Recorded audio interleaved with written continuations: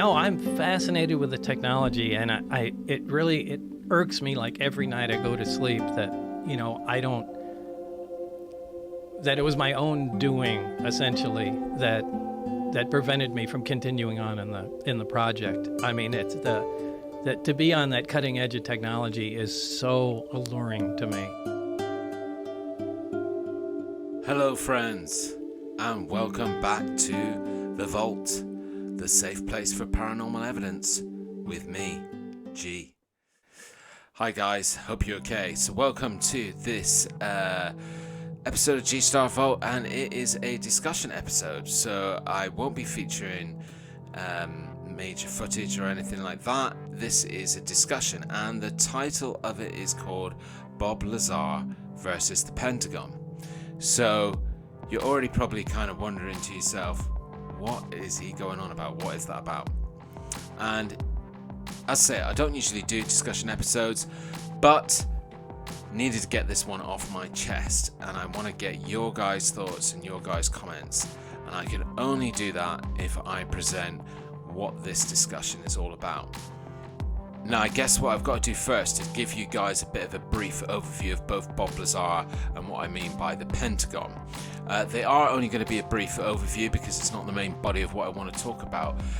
For those of you who are new to ufology or new to the subject of Bob Lazar and just haven't heard of him before, and there's some stuff that I say that's interesting, because I'm a nice guy, I will put links in the description to what I feel are credible sources where you can go and learn more about either Bob Lazar or the subject matter of the Pentagon that I'm going to talk about.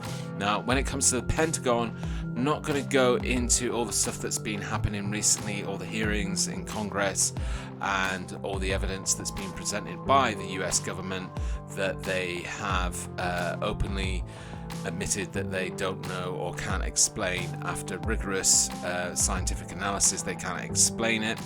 We're not going to go into that because, if you don't know already, at the end of this month, for the June live stream Monty Zone, we are going to be covering that fully just in that episode. That the whole live stream is about that subject. So maybe you wait for that one to find out more information on that, but that's not what I'm going to be talking about in this discussion. So let's get on with the quick overview of Bob Lazar.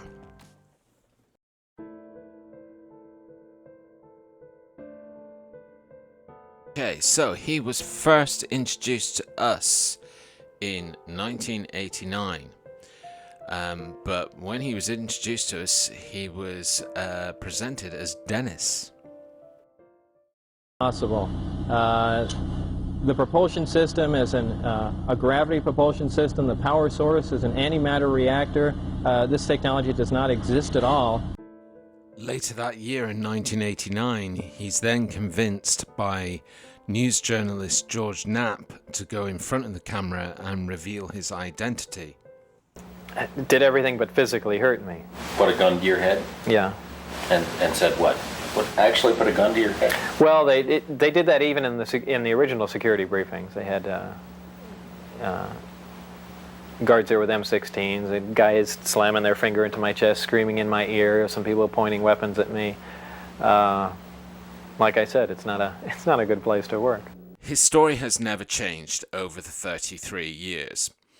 So let's go through some of what I can say are facts that have come from his story. There's three main facts that I would say that, and when I don't use the word facts loosely, these have been proven and these are factual.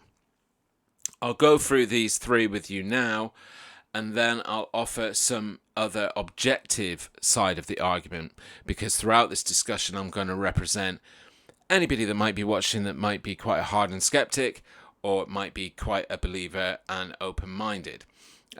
So giving you both sides of the argument. So let's go through the three facts of Bob Lazar's story.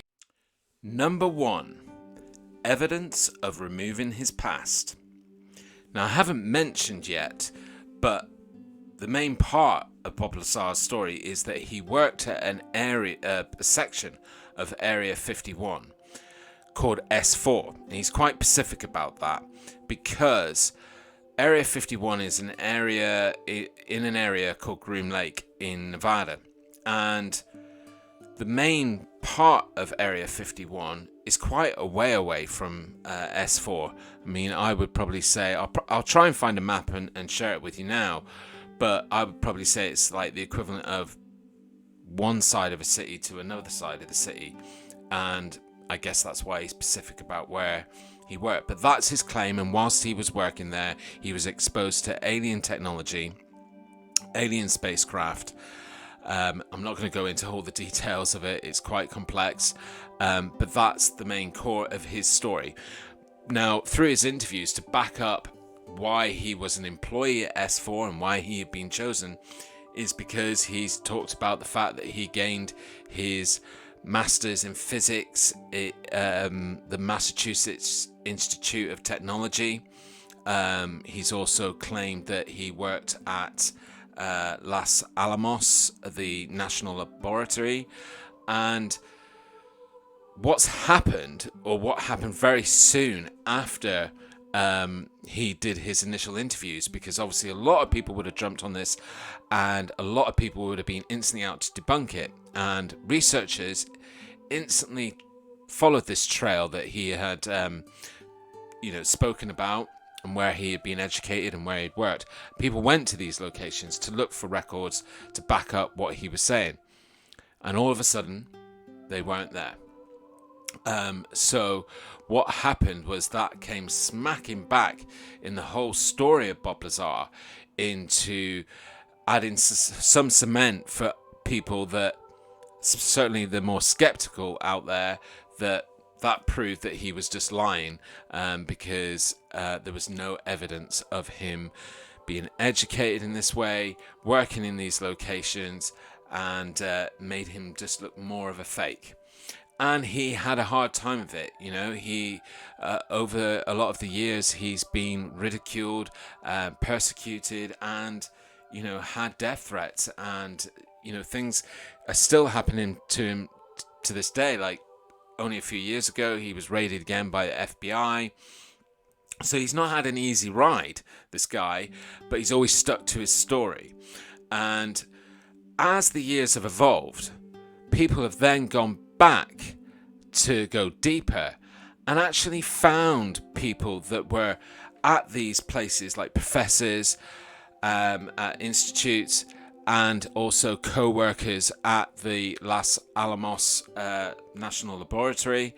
And these people have contested to the fact that, yeah, they did know Bob Lazar, he did work with them, or they did teach him, and he was present at this institute in Massachusetts. And so that only goes to weigh that somebody has calculatedly removed his records to possibly just make him look more of a fake. And that now, as the years have gone on, is fact. Let's get to fact number 2. Number 2, I'm calling hand security device. In some of the early interviews with Bob Lazar, he described, especially in areas of S4 that were high security areas, that to gain entry, you had to put your hand onto this flat device that would then read your handprint, and that's how it distinguished your identity to gain entry. Now, what that makes it sound like is if it's a sort of a biometric machine, but biometric hadn't been created. This was back in the 1980s.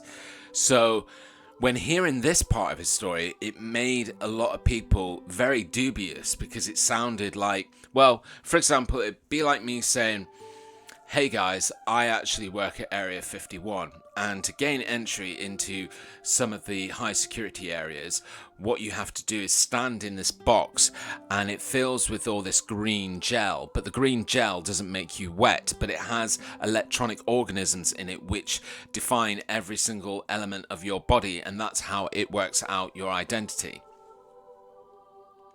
Now that would sound a little bit whack, right? And that's what it sounded back in 1989 and throughout the early 90s into the 2000s. That's what it sounded like for a lot of people.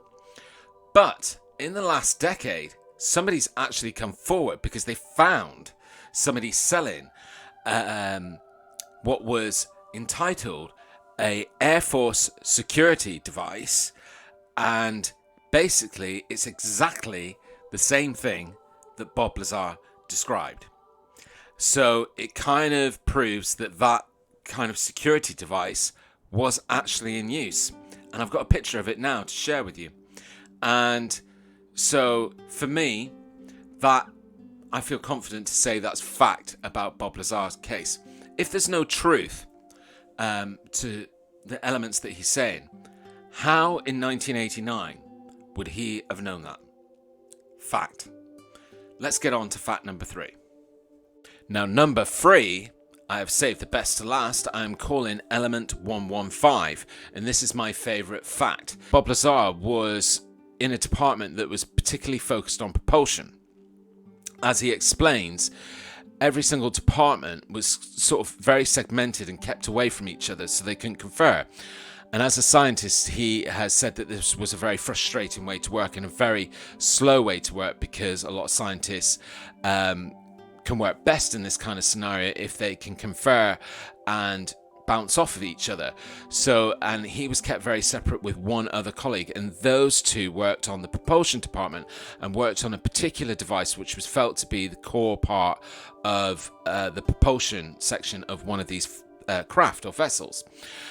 He goes on to explain that this device used antimatter to create a gravity field, and that doesn't exist within human technology even to this day in 2022. And as part of this device, he explained that it used a stable form of element 115. Element 115 didn't appear on the periodic table at the time that Bob Lazar is telling his story and talking about it. Now, some may argue that that doesn't mean that there wasn't certain scientists that were starting at that time to theorize about it, but unless they wrote about it in papers, etc., then it wasn't readily out there for public knowledge. So we're already starting to talk about a guy who's talking about very scientific concepts and hypotheses about certain elements. So if he doesn't come from the study background that he said and hadn't worked at locations like the Los Alamos National Laboratory, then how does he know this information? Now, the interesting thing is, and I've got a picture, because element 115 does now appear on the periodic table, but it didn't appear on the periodic table until about 10 years after Bob Lazar originally came out with his story. Element 115 is sometimes known as Moscovian or ununpentium, I believe, and it's an atomic isotope. So it's an atomic particle, and it's an element of atomic particle, which is commonly known as isotope, and is, I believe, unstable form radioactive in a stable form non-radioactive, but I'm not 100% sure on that. However, what scientists still can't do to this day in 2022 is they can't create a stable version of this isotope, and it's pretty much still a hypothesis and theoretical. And so for Bob Lazar in 1989 to be talking about this element 115 and how he's using it to prove that this equipment that he's working on is not a technology that is developed or created by humans, because it's outside of the realm of human technology, even back then and still now, I think that somewhat goes to solidify a story, and I think it can be considered a fact, because there's no argument in the fact that he was talking about it before it appeared on the periodic table. Now, I did say that I was going to present the opposite end of the spectrum in the case of Bob Lazar and appeal to some of you hardened skeptics out there who believe that this guy's just one big hoaxer and he's a big fake. But the facts are a bit thin on the ground, because I guess to produce facts to debunk something is equally as difficult as producing facts to prove it. But one fact that I can tell you about is, since his revelations in 1989 and up until now, he's participated in a number of lie detector tests, and he has failed one and he has passed one. And so that's a bit inconclusive in itself, but it needs mentioning because it is a fact. The other thing that is important to mention but strays away from the area of fact and more into opinion is that a lot of body mechanic experts, body language experts who have lots of expertise in evaluating people's body language and being able to decipher whether they're telling the truth or lying.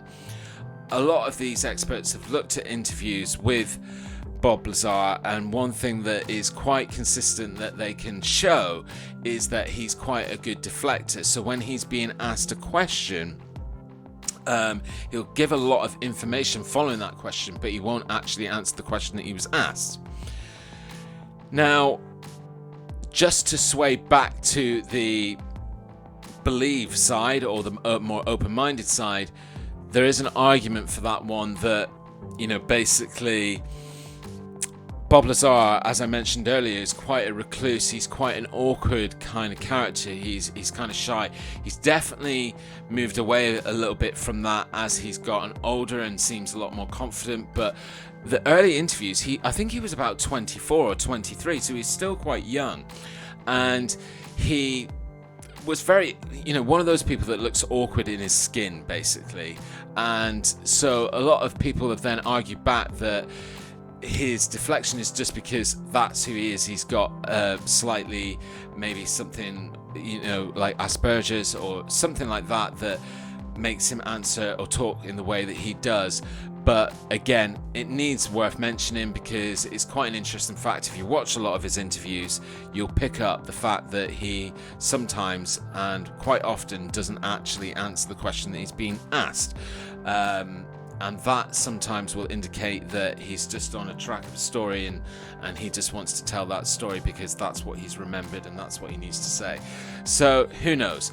But that was my very not quick overview of Bob Lazar, but it's such an interesting story, and I'm thinking that some of you may not know the full facts of it. As I said, I'll put links in the descriptions if you're really interested in it and want to know more. My explanation and my overview of the Pentagon and what I'm talking about there is probably going to be a lot shorter because that's quite recent and most of you should know the key facts about it. But here is what I mean by the Pentagon. The Go Fast, the Gimbal, the Flare. All pieces of footage released and declassified by the Pentagon in 2020. These 3 pieces of footage were actually filmed and ranged between 2004 and 2012. Some of them were leaked in 2016 and then declassified by the Pentagon in 2020.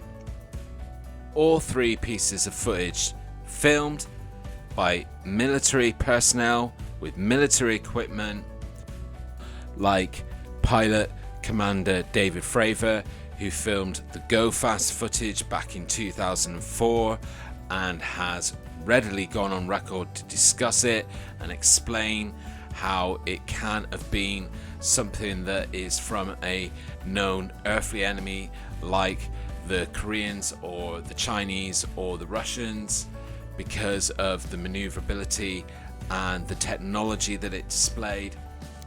And there are many other military personnel involved in all 3 pieces of footage that have gone on record and come forward and been interviewed. And as you can see on the screen right now, the US Department of Defense have claimed that the reason why these were declassified is because they are still and remain characterized as unidentified. And because of that, there is this sense of threat because a lot of these sightings, and not all of them have been filmed, but they certainly have been discussed, and it's becoming a situation where it's a bit of a threat, or supposedly a threat, to US security, US military, US government. And that brings us on to all the recent hearings and the US political and military groups that have been established to investigate these unidentified incidents.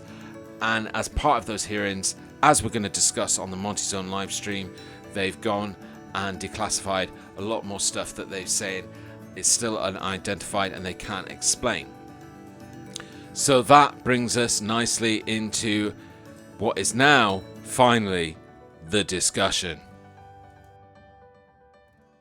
We try and do what we can, and once we reach a roadblock going, we really can't figure it out, it's just friggin' wait, put the thing away, wait for science to catch up, and, a decade later, let's take the project out again and see, all right, now where can we go?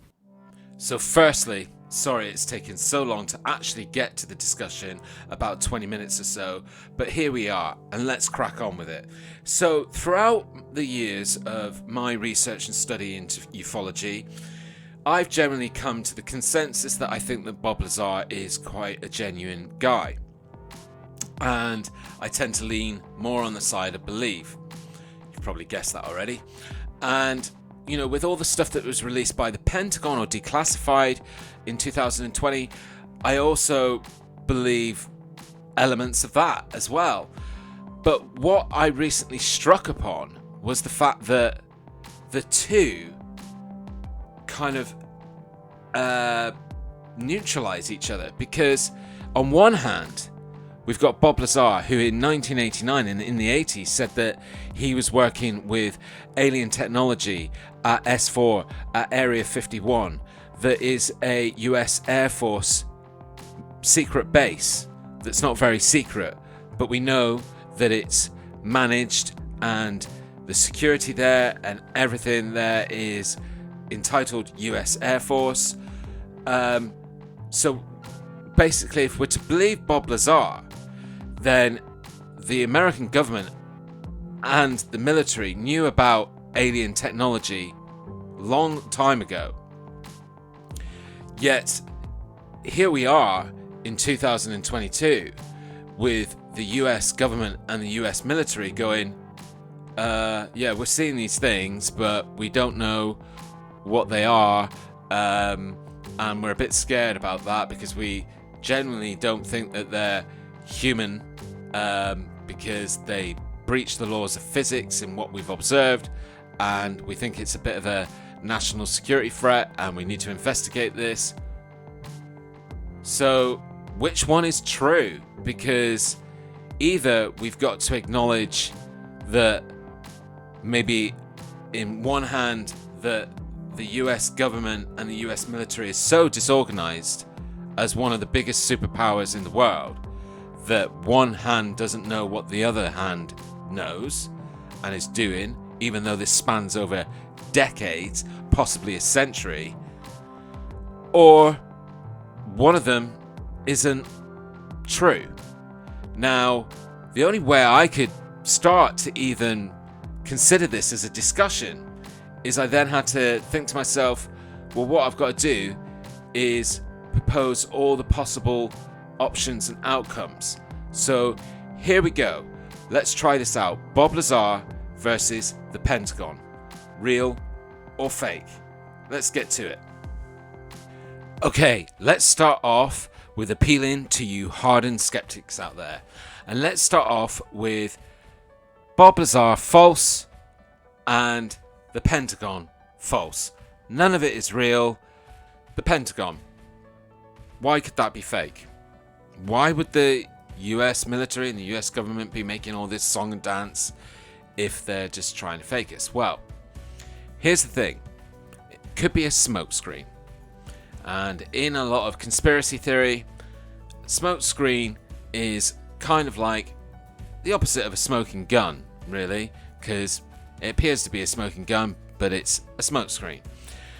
Now, there's two ways in which this could be a smokescreen. One that's pretty negative, and one that actually could be pretty positive and great for ufology. And I know, straight away you're thinking, what are you going on about? If it's fake, why is it great for ufology? Here we go. This is entering into my mind. So, the negative way in which this could be a smokescreen.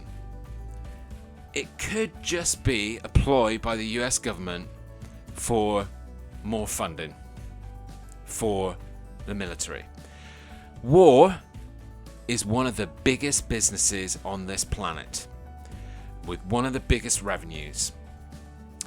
Superpowers and lots of countries around the globe pay billions in their military budgets. And a lot of the time, people within the military have been known or theorized as creating situations to supply bigger budgets, bigger funding, because the funding of militaries has a massive impact on the public sector industries, like aerospace industries and other big companies that supply the military with supplies, technology. War is also one of the best ways for technology to jump forward, because so much money is put in to that research, that development, that design, that testing, and that just pushes technology and our evolution forward. That's been proven time and time again throughout history of war. So maybe there's not a huge amount going on in the world with the positioning of nuclear weapons for military governments to get other funding for more stuff that is ground-based and less just pushing a button and watching a missile fly in the air. Maybe they've got to come up with a unique threat. And what these guys are saying right now is, we don't know what this is. We don't know what they are. We need a team of people to investigate. That investigation is going to need funding. It's going to need money. It's going to need other military people involved in different ways. And so maybe that's just it. I'm not saying that is the case. I'm just going to, taking you on that rabbit hole of where my brain goes sometimes. Now, here's the positive way in which this could be a smokescreen. I'm going to start with one word: climatization. Now, there's a lot of people in the ufology community that believe that the militaries and the governments of the world have known about the existence of aliens and alien technology for a very long time, possibly 100 years or so. And the real hardened conspiracy theorists also believe that there is some form of communication and relationship between our governments and these alien species. Now again, I'm not saying any of this is what I believe. I'm just saying this is what's out there, and this is what you can witness that certain people believe. Now, if that is true, and if they've decided to keep it a secret, because one of the things that we've discussed a lot on this channel before in the past is how would the world kind of take the news and the reality that we're not alone in the universe 100%, undeniably, like with pure evidence, like they landed in all major cities and started to talk to us straight away. What would be the impact?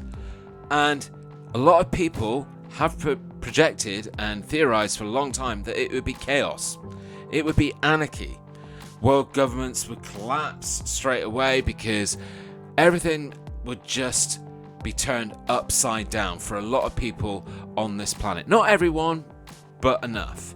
And as we've gone throughout history, certainly in the last 50 years or so, that spectrum and that dial of those people who would react negatively is getting less and less and less. People are becoming more open-minded, more curious, more informed actually, because here's an example of how science is helping us drive to that destination. So if you were to walk up to the average Joe on the street right now and ask them, do you believe that there's alien life out there or other life somewhere in the universe? It's likely that their answer would be, because most people now are well informed enough to know how huge the universe is, and they also know that astronomers, scientists have been able to prove that there's many different star systems where there are many different planets that could they're in that Goldilocks zone and could have habitable life. So this is being very well documented and communicated to the world, and a lot of people out there know that. So that's what a lot of people would kind of say, well, yeah, space is so big, there's got to be somebody out there, right? But then if you ask them if they'd been visiting this planet and being in contact, that's where you get more people who would then go, no, I don't think that's true. But now what I'm saying is the dial is moving to the fact that more people go, yeah, I think that's actually quite plausible, given that statistically we can say that there's a very high chance that there is other life in the universe. So what would say that they couldn't have been visiting us, And as that dial's getting more and more, bigger or less, however you want to look at it, more and more people being more open-minded, maybe the militaries and governments who've been keeping this on the low down and really secret and hidden from the world are starting to think, well, maybe we're getting somewhere where we can reveal this and it won't cause this chaos and this crazy reaction. And maybe they're trying to help it along the way. Maybe they're trying to now climatize us to climatization, to this whole revelation, so that the work can continue, more open and more effectively without having to keep it top secret. Who knows? Again, this is just conjecture. This is just where my brain goes sometimes and things I think about, and why I wanted to discuss this with you, because I want to get your thoughts, your opinions, your comments. So this is just talking about, we've only got onto fake and fake right now. So that was the Pentagon. And so let's go to why Bob Lazar would be a fake. And again, with this option, there are two options, and one is quite, negative, and the other is quite okay. Maybe the guy is just innocently duped. And so here's those two options. So with Bob Lazar, he could have been a conscious patsy. Like, he's taken a deal or money to go, do you know what? I'll go out there and say this, because there's a lot of people, again, in the ufology community that over time have come to believe that the whole concept of Area 51 is just a smokescreen. Actually, there isn't any major scientific study or alien technology there. It's just to put the eyes of those conspiracy theorists to that destination so they're not looking elsewhere where something else is actually going on. And maybe Bob Lazar took some sort of deal or some sort of payout to actually go out there and talk about all this stuff that isn't necessarily real, but he would be educated and well versed in the language of science to be able to talk about it and make him seem credible enough that he would work really well as supporting that smokescreen. That's a really strong conspiracy theory. However, one of the things that would support it as a conspiracy theory is that if that wasn't the case, the US Air Force is so serious about the secrecy of Area 51, and there's lots of other factual accounts of where people have been disposed of that were believed to be in the process of sharing something that was either top secret within a government in the world or in a military project in the world. So why we have this guy that came out and said that there was alien technology being kept and worked on at Area 51. Why didn't they get rid of him? Do you know what I mean? Why was he let to continue to talk about it? Now, again, conspiracy theory. I don't necessarily believe that's the truth. I've already said that I believe in Bob Lazar and some extent of his credibility. Now, here's the positive angle of Bob Lazar possibly being a fake or a hoax. Maybe he was duped by the military. And what I mean by that is that when he came out with his story, he was still quite young, 23, 24. Maybe they saw somebody who instantly they knew that wouldn't have the maturity to keep this a secret, that they would talk about it, and they kind of used him as an unconscious patsy. So they've shown him certain things, and he's gone out and talked about them, but they were placed there to make him talk about them, and again as a smoke screen to cover up what potentially could really be going on. But that really is falling into the hardened conspiracy theory end. But that is just covering the two options of if both were fake. Now let's go on to if Bob Lazar is genuine and true, but the Pentagon is fake. Right, now we can speed up a little bit, because in this scenario with Bob Lazar being real and the Pentagon being fake, a lot of the different thought processes that I took you on for the fake and fake for the Pentagon still stand. However, they will twist a little bit in a minute if I talk you through if Bob Lazar is 100% truthful and honest about his story. Now, something that I haven't mentioned, and all of you can do this at some point, or you could do it right now, go and Google Bob Lazar. The first thing that comes up is a Bob Lazar Wikipedia page. And as we all know, Wikipedia is the most factual, honest, unbiased platform that you can go and check out online, right? Well, no, not necessarily. See, not long after the whole sort of Bob Lazar coming out with his story, there was a journalist assigned to the case who's like really stuck to it throughout the years and has been really, really persistent. And this journalist, whose name was Ken Lane, I believe, he was, well, a conspiracy is that he was very connected with the military even before Bob Lazar, and that the government or the military kind of hired him to stay on the Bob Lazar story and really make him look like he was just an absolute crazy nutter and the biggest hoaxer. In general, that Wikipedia page is very biased towards the fact that Bob Lazar is a hoaxer and his story is fake. Many times in the page is mention of Ken Lane, not only in the body of the text, but you'll notice lots of sightings. So when the Wikipedia page makes a statement like, for example, Bob Lazar never studied at these locations and he never worked at Los Alamos, it'll then have some sightings, and the sightings, if you check them out, are from different people, but they all say this is because we heard this from Ken Lane, or Ken Lane has shown us and told us this. So the whole thing is incredibly biased. Now that's only the tip of the iceberg of what the kind of ridicule and focus that Bob Lazar has had over the years.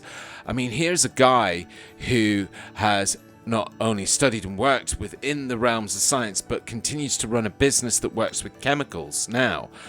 And over the years, he's been accused and prosecuted, I believe, for being the kingpin in a prostitute ring. He's had his work premises raided a number of times by the FBI.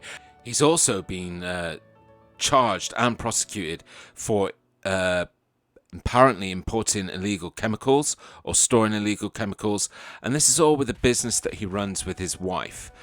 And so we're talking about a lot of antagonizing, persecution, along with ridicule. And over the 33 years, Bob Lazar, even though he's had to stick up with all of this, he's never changed his story. I mean, there's certain small details that he openly admits that he's changed them because they were a long time ago.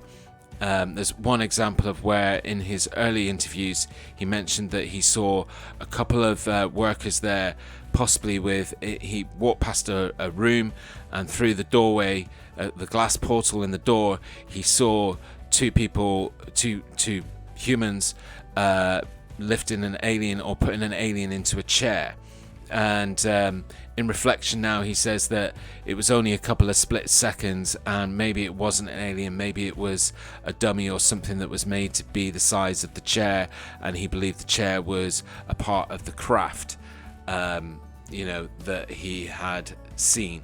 So certain small details have changed, but that's more somebody who's probably a little bit more mature and reflecting on some of his details, but certainly the bulk and the main details of his story have never changed. So in this scenario of Bob Lazar Real and the Pentagon fake, as I said earlier, all the stuff that I mentioned for reasoning or possibility of why the Pentagon could be fake and it's just a smokescreen, and not genuinely kind of confused or surprised by these craft, then also this could just go to indicate in this scenario as well as an addition that if Bob Lazar was being honest, that it shows that the US military, the US government had a certain agenda, or maybe the passage of time, a lot of the details, a lot of the information that Bob Lazar and other people in the world as well, I mean, it doesn't just come to Bob Lazar, the details that they've given away are starting to get harder and harder to explain away or to hide. So the government have an agenda, again, going back to climatization, of starting all to accept it a little bit more, and maybe just this whole incident and the way it's being portrayed and framed is just to make us believe that this is a big surprise now to the military, and all of a sudden they're going, oh, I think we should investigate this. So now we come on to the second to last option, my least favorite option: Bob Lazar fake, and everything that the Pentagon have been saying since 2020 and that was leaked in 2016 is genuine. Up until now in history, militaries of the world, governments of the world are not aware of what these things are, but they've started appearing now, started to be seen and captured by military, and they're concerned and they want to investigate. Now, the reason why I don't like this one very much is because if this is the case, then it underwrites most of the key historical events in ufology. It means that, like, Roswell 1947 is all just one big misunderstanding or was never real. It means that other events like Rendlesham in 1980 are not real. It means that Bob Lazar is fake. And it means that anything that we've studied and researched and any incidents where there's been recorded interactions is possibly not the case, especially when it comes to the military. Because even with this scenario, it could mean that these creatures, these aliens, these other lives have been here for a long time, but nobody, certainly anybody from an official capacity, has known about them, communicated with them, and everything in that subject that most would call conspiracy theory is just that, one big crazy conspiracy theory. That, as I said, is my least favorite option, but it has to be an option if you're going to be an open-minded skeptic like I am, and you're going to look at this discussion from all angles. That has to be considered. Now we come on to our very last option, and I gave prelude earlier on to the fact that this is, for me, the scariest one. So if both are real, how is that possible? Because as I said at the start of this discussion, the two kind of conflict with each other. One is saying that the military have known and been testing alien technology for years, since probably 1940s, and that it has been something that is fact. Then, if the government or military sources today and senior officials are saying, wow, we don't know what these things are, and we're now capturing them and we're seeing them a lot more often around military vessels and aircraft, this is scary.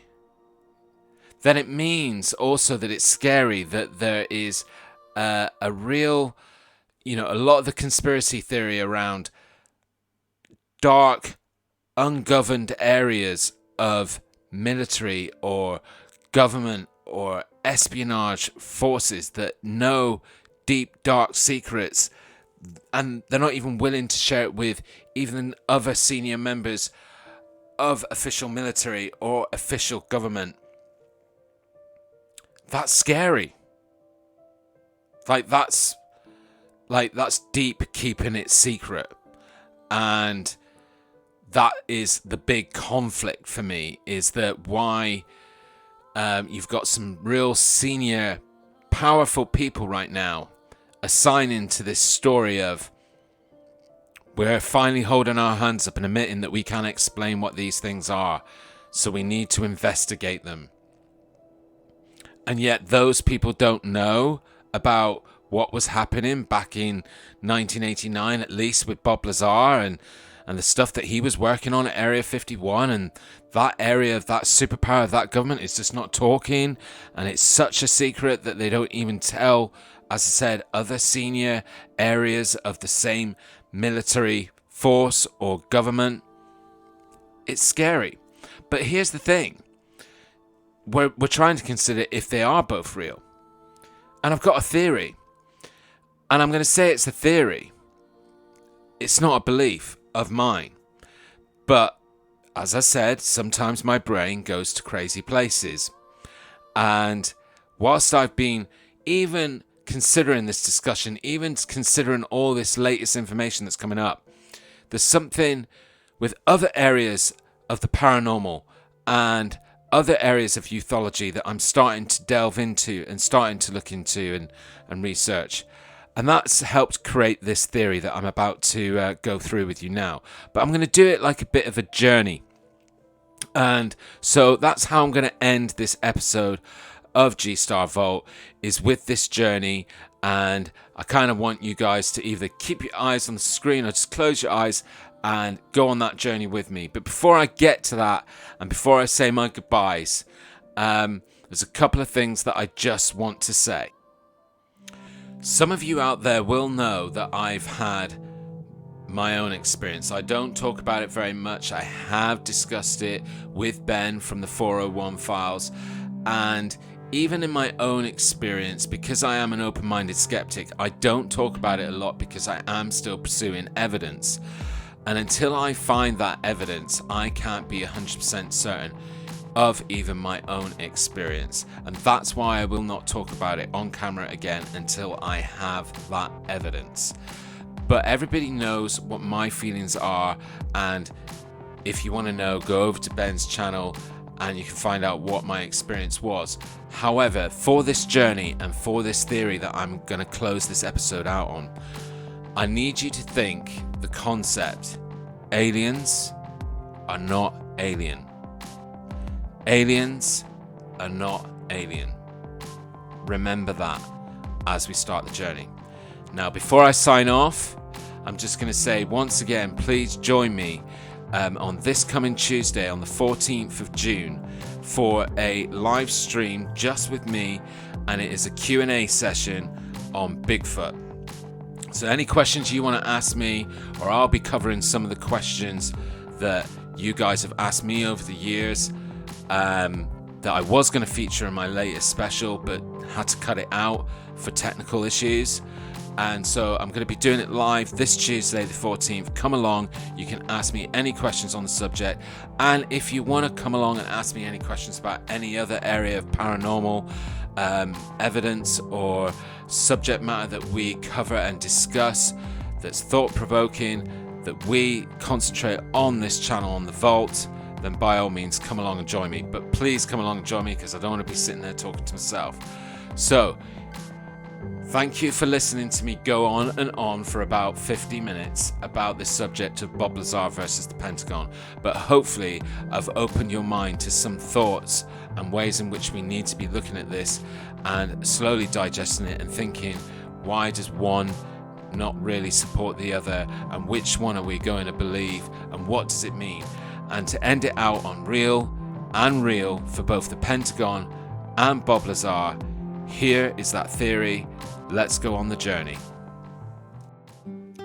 In the world of archaeology, although maybe a little bit to the left, there are a vast number of people that believe in an ancient civilization.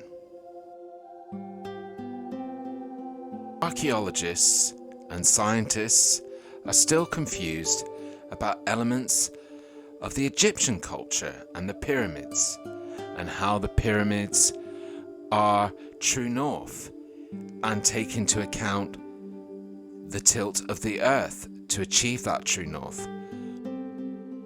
Their alignment and positioning to areas of the cosmos has astronomers, archaeologists and scientists still asking questions. However, there are also many out there that are starting to form a theory and certain elements of evidence that there was an advanced ancient civilization. Some of this evidence and justification for these theories come from the fact that science can now tell us and predict that the Earth is 4.5 billion years old. However, dinosaurs only roamed this Earth starting from 245 million years ago. So there's a huge portion of time, even before dinosaurs roamed this planet, that this planet was supposedly empty of all life.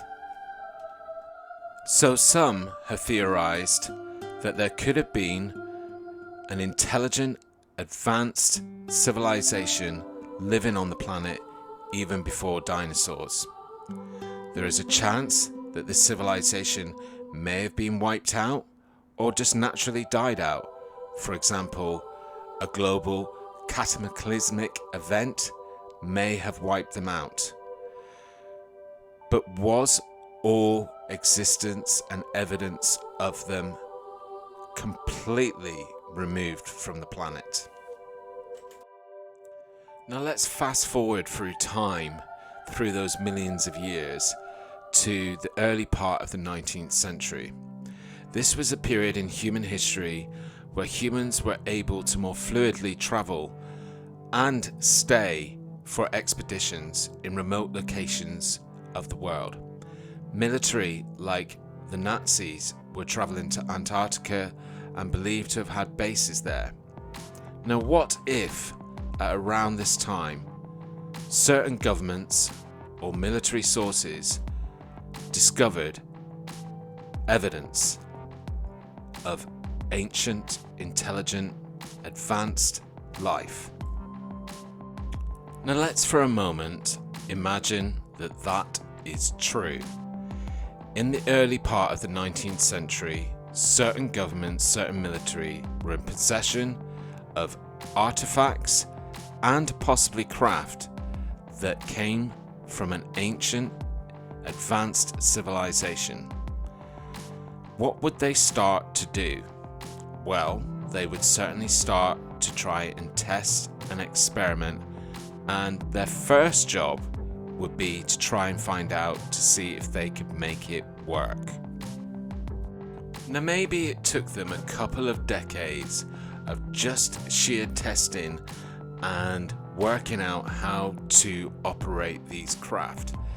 So we fast forward again to around the 1940s, where maybe some of these military experts, scientists are starting to work out how they can put humans in these craft and actually fly them. But maybe the first tests didn't go so well. That brings us to events like Roswell, New Mexico, and the supposed crash in 1947. Maybe the first test flights of these craft didn't go very well.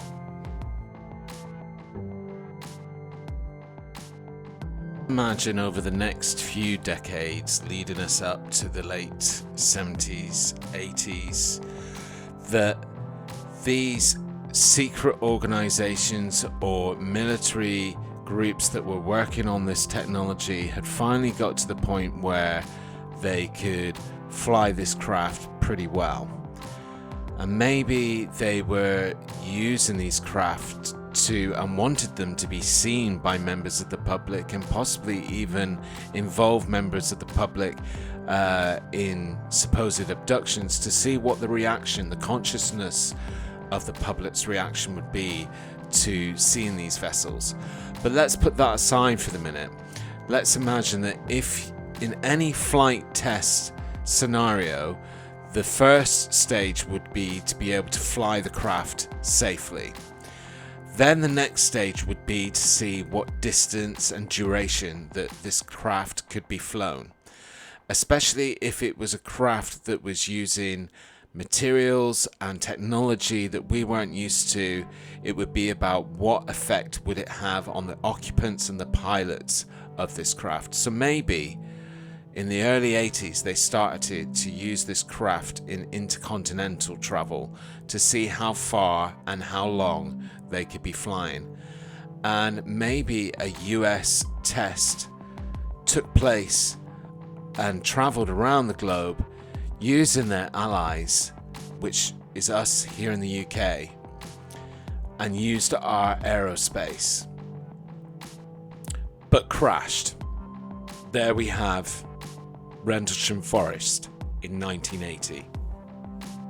Then we come to a period in time around the 80s, and Bob Lazar and what he was telling us, that his job and many of the people at S4, their main focus was to try and reverse engineer this technology. And what that means is so that they can replicate it and recreate it. And maybe back then they weren't anywhere near close to that work. But what about now?